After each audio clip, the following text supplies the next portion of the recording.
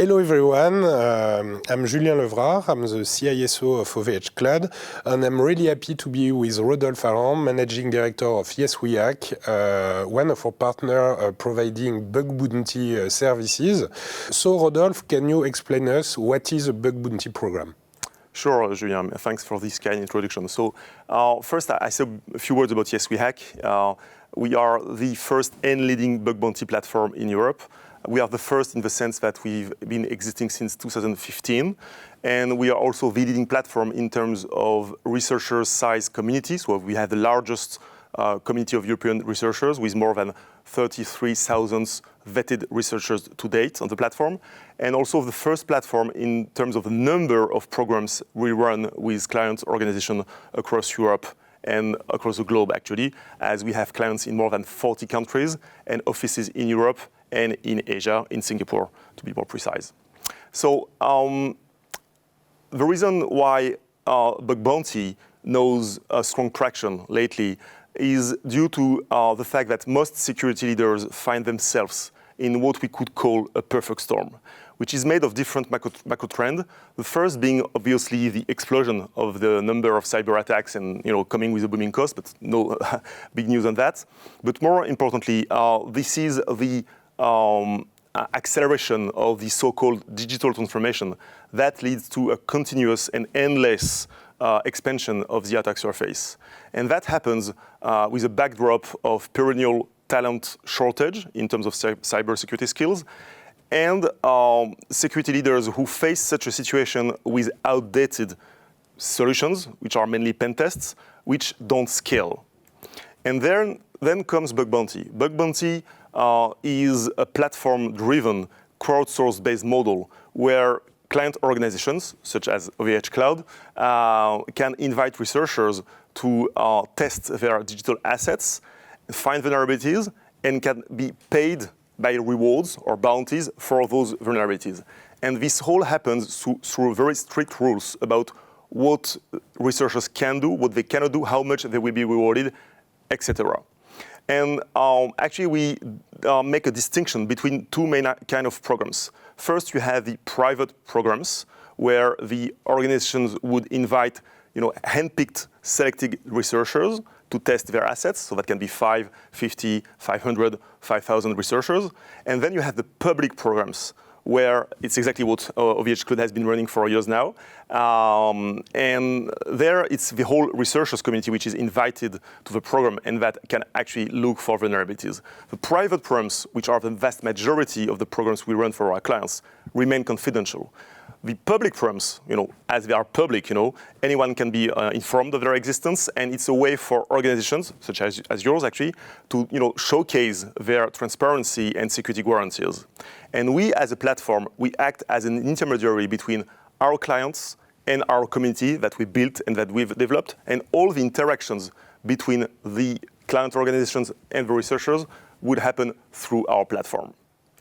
So I mentioned the strong traction that the model knows. This is due to different elements. The first is that it's a model that scales. You're not limited by the number of available testers as you are with normal consultancy firms. There you can access to a virtually unlimited pool of researchers that you can handpick according to your needs.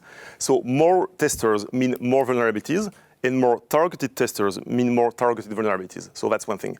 The other thing is that it's ROI-oriented. You pay for results only, because you pay only for the vulnerabilities that you would consider as eligible. And because of that, you don't pay upfront for a lump sum like you would do for a pen test without any guarantees in terms of the quality of the findings.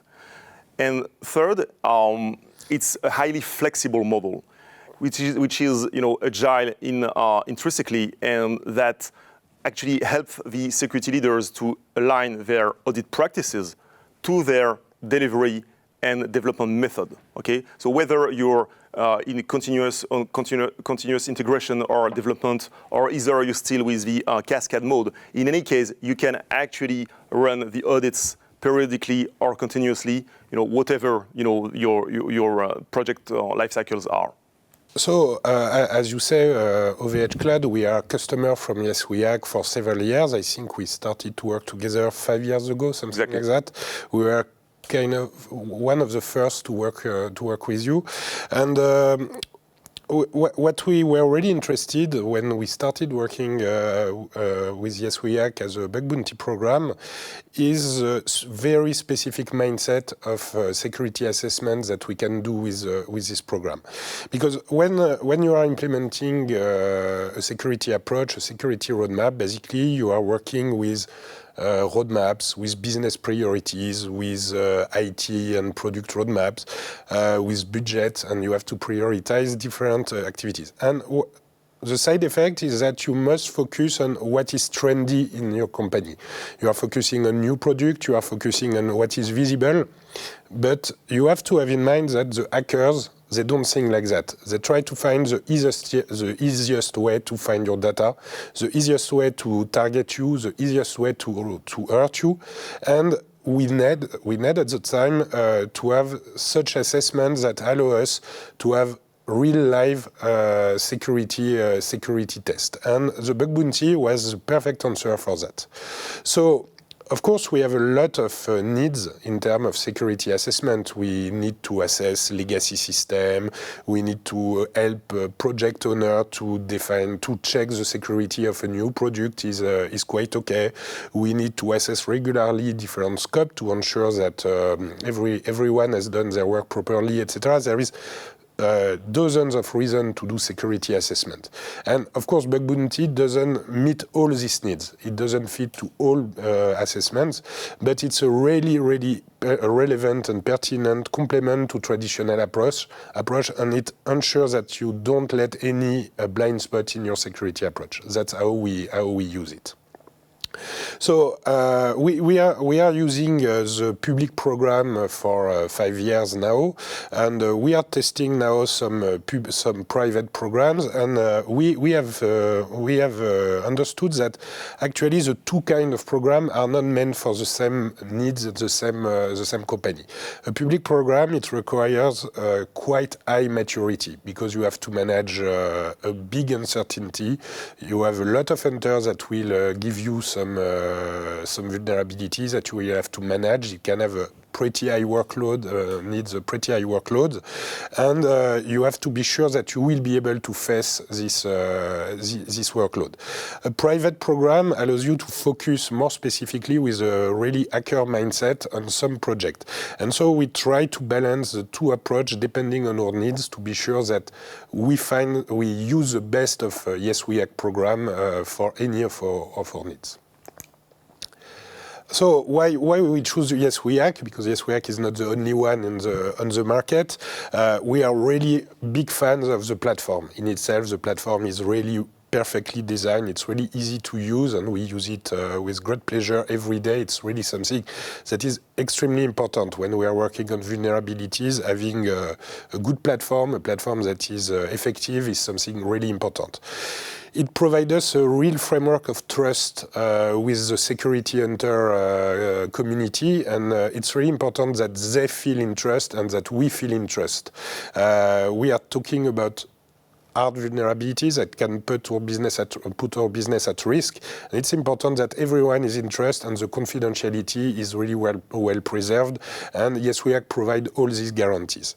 And it's a side effect that is really important. It allows us to discuss with the security community and to provide to them trust and confidence in our services because they know that we are okay to be challenged by them. Exactly, and as you said, you can use private and public programs, for different purpose. But I would say the common point is that the key success criteria of a successful program would be the setup phase, when you actually craft the rules of the program. And that's something on which we help a lot our clients. And the first thing that we would do is that first we would define the scope and the out of scope, so what the researchers can test and what they cannot test.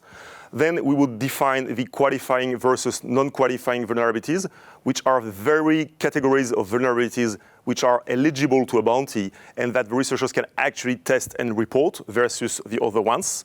which could be, for instance, all the disruptive or descriptive vulnerabilities. We would define the rewards grid. That would be how much you would reward the vulnerabilities, according to their severity, and each reward grid, is specific to each program. And finally, we would put into the rules everything the researchers need to know before starting their test, what they can do, what they cannot do. For instance, if you run gray box testing, then they would need to get credentials. That would be where they would, find how to get those credentials. So this setup phase is really key because that's where we define the program rules against the requirements of each client and each programs. And obviously, those rules should reflect, the security posture and strategy of each client. So that's really important to spend, as much time as needed on that phase. And obviously, to run our operations, we went with OVH Cloud. I'm saying obviously, but that could request some explanations. So first, as I said, we run global operations. So we did need a global player with a global presence and the capability to actually support our operations globally. And also, we do manage very sensitive client information, okay?